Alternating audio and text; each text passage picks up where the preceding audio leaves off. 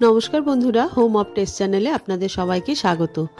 Mutton কালাভুনা করতে অন্তত 2 ঘন্টা সময় লাগে, কিন্তু আজকে আমি খুব কম সময়ে মাটন কালাভুনা রেসিপিটি করে দেখাচ্ছি। আমি এখানে 750 গ্রাম মাঝারি সাইজের একটু চর্বিযুক্ত মাটন নিয়ে নিয়েছি। 750 গ্রাম পেঁয়াজের অর্ধেকটা আমি বেরেস্তা করে নিয়েছি, অর্ধেকটা পাতলা স্লাইস করে রেখে দিয়েছি। এছাড়া নিয়েছি স্বাদ মতো নুন, 1 টেবিল স্পুন হলুদ গুঁড়ো, 1 টেবিল স্পুন ধনে গুঁড়ো, 2 টেবিল স্পুন সর্ষের তেল, আর নিয়েছি স্বাদ মতো একটু কাঁচা লঙ্কা বাটা, 1 টেবিল স্পুন কাশ্মীরি লঙ্কার গুঁড়ো, 1 পিস লেবু আর 1 টেবিল স্পুন আদা রসুন বাটা। এছাড়া কালাভুনা করার জন্য একটা শুকনো মশলা তৈরি করে নিতে হবে। তার জন্য নিয়েছি 1 টিস্পুন করে জিরে, মৌরি, 4টে শুকনো গোটা কাশ্মীরি লঙ্কা, অল্প একটু নিয়েছি জয়িত্রী, একটা স্টার অ্যানিস, কয়েকটা লবঙ্গ, 2টো ছোটো এলাচ, 2টো বড় এলাচ, কয়েক টুকরো দারচিনি, 2টো তেজপাতা আর 1/2 টিস্পুন গোলমরিচ। আমি যে গোটা মশলাগুলো নিয়েছিলাম সেগুলোকে একটা শুকনো কড়াইয়ের মধ্যে সুন্দর গন্ধ বেরোনো অবধি ভেজে নিলাম। তারপরে মিক্সির মধ্যে ভালোভাবে গুঁড়ে একটা মিহি পাউডার তৈরি করে নিলাম। আমি প্রথমে মাংসটা ম্যারিনেট করে রেখে দেবো। তার জন্য দিয়ে দিলাম 1 টেবিল স্পুন আদা রসুন বাটা, 1/2 টিস্পুন কাঁচা লঙ্কা বাটা, 1 টিস্পুন দিয়ে দিলাম জিরের গুঁড়ো, 1 টিস্পুন হলুদ গুঁড়ো আর কিছুটা বেরেস্তা ভাজা আর বেরেস্তা ভাজার তেল। এছাড়া দিয়ে দিলাম 1 টিস্পুন লঙ্কার গুঁড়ো আর স্বাদ মতো নুন। সমস্ত কিছু দিয়ে ভালোভাবে মাখিয়ে নিয়ে আধ ঘন্টার জন্য আমি ঢাকা দিয়ে রেখে দিলাম।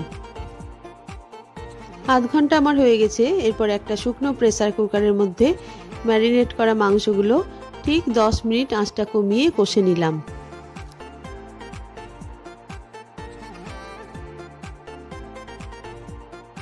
মোটামুটি 10 মিনিট মতো কষে নিলেই আমার মাংসগুলো থেকে একটু তেল ছাড়তে শুরু করবে।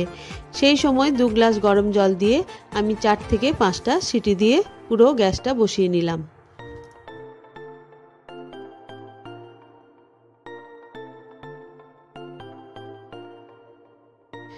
এবারে একটা কড়াইয়ের মধ্যে দিয়ে দিয়েছি 4 টেবিল স্পুন সর্ষের তেল।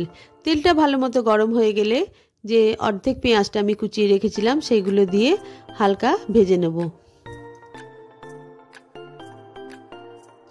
পেঁয়াজটা আমার হালকা ভাজা হয়ে গেছে। এরপরে দিয়ে দিলাম একে একে আরও 1 টেবিল স্পুন মতো আদা রসুন বাটা, অল্প একটু কাঁচা লঙ্কা বাটা এবং 1 টিস্পুন জিরে গুঁড়ো। তারপরে মশলাটা আরও 5-7 মিনিট মতো ভালোভাবে কষিয়ে নিলাম। ওই মশলাটার মধ্যে সেদ্ধ করা মাংসগুলো দিয়ে আমি আস্তে আস্তে ভালোভাবে আধ ঘন্টা মতো প্রায় কষে নেব।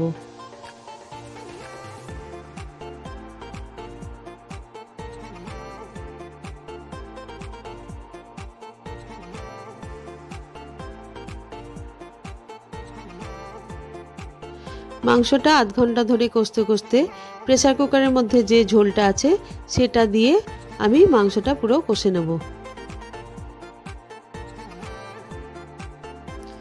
মাংসটা আমার কষতে কষতে প্রেসার কুকারের মধ্যে যে ঝোলটা ছিল সেটাও প্রায় শেষ হয়ে এসছে আর মাংসটাও প্রায় সেদ্ধ হয়ে গেছে। এই অবস্থায় আমি যে কালাভুনার যে মশলাটা তৈরি করেছিলাম সেখান থেকে 2 টিস্পুন মতো দিয়ে আবার ভালোভাবে কষতে শুরু করলাম।